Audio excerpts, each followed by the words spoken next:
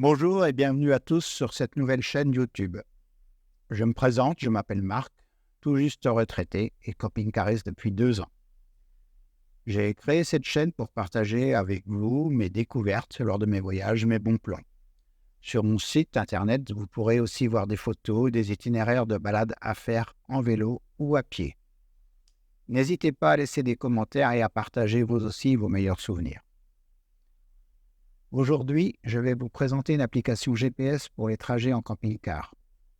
En effet, vous vous êtes sans doute, comme moi, retrouvé dans une rue étroite et là, on regrette vraiment d'avoir emprunté cette route. Avec cette application gratuite, on peut paramétrer les dimensions de son véhicule, largeur, hauteur. Si vous connaissez d'autres applis dans le même genre, n'hésitez pas à laisser un commentaire. On passe de suite sur l'écran de mon téléphone et je vous montre cela. Voilà, nous nous retrouvons maintenant sur l'écran de mon téléphone. Et lorsqu'on lance l'interface GPS, on arrive donc sur cet écran.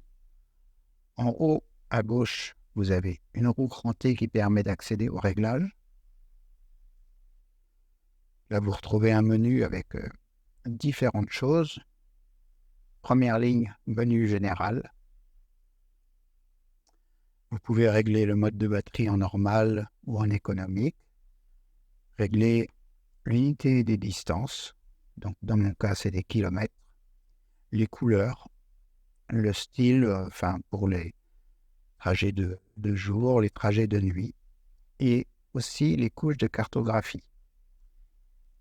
Ici, vous pouvez trouver de nombreux points d'intérêt. Alors, lorsqu'ils sont cochés en bleu, ils vont apparaître sur votre itinéraire au fur et à mesure de l'avancement. Si vous ne souhaitez pas, par exemple, avoir les stations-service, il suffit d'appuyer ici et de décocher la case. Je reviens en arrière. Je retourne au menu. Ensuite, deuxième ligne, avertissement. Donc là, vous pouvez faire apparaître les limitations de vitesse. Choisir aussi le type d'avertissement, soit un message vocal, soit un bip. Retour en arrière. Fonction dashcam. Alors, c'est une fonction que j'ai très peu utilisée. Mon téléphone étant fixé sur un support sur le tableau de bord, lors de l'enregistrement, il y a beaucoup de vibrations et ça donne une vidéo qui n'est pas agréable à regarder. Les cartes. Ici, vous avez un aperçu des différentes cartes qui sont enregistrées. Donc, vous voyez, vous pouvez accéder à pas mal de pays. Il y a déjà de quoi faire.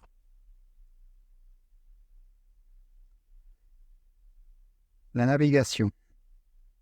Vous pouvez choisir, comme sur beaucoup de GPS, d'orienter votre carte au nord, le plein écran, d'afficher les noms des rues. Les paramètres avancés. Ici, vous pouvez signaler des événements, par exemple un danger sur la route. Alors, dans la navigation, un point très intéressant, c'est le choix du gabarit. Donc ici, je remonte la page. On peut choisir pour l'itinéraire si on est à pied, à vélo, en voiture ou en camion. Donc moi, j'ai choisi camion. Et là, on peut paramétrer plusieurs choses.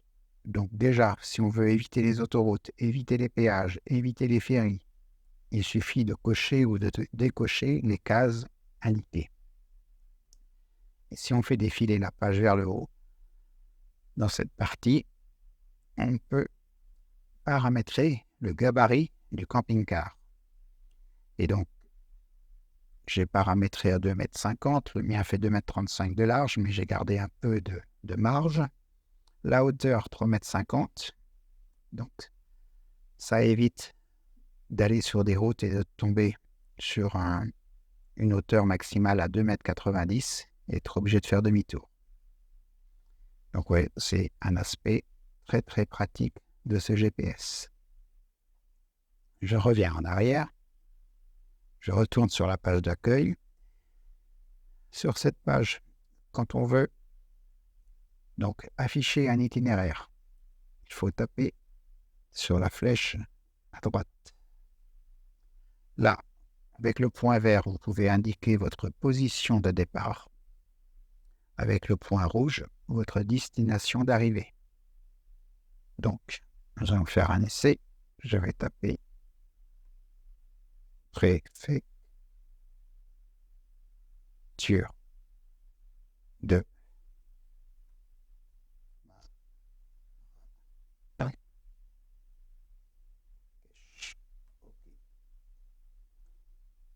Il est en train de chercher la destination.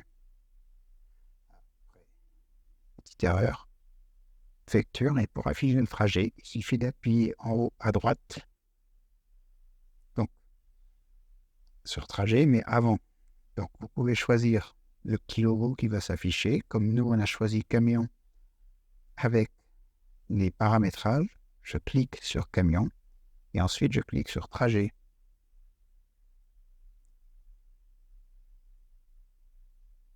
Voilà, calcul en cours, ça va demander quelques secondes.